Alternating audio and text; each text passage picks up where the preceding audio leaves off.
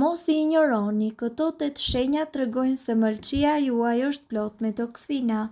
Mëlçia është një nga organet më të rëndësishme në trup, është organi i dytë më i madh në trup pas lëkurës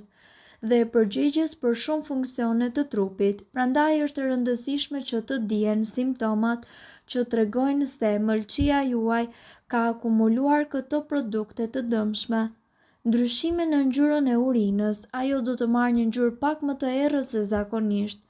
dhimbje të vazhdueshme dhe inflamacion në stomak,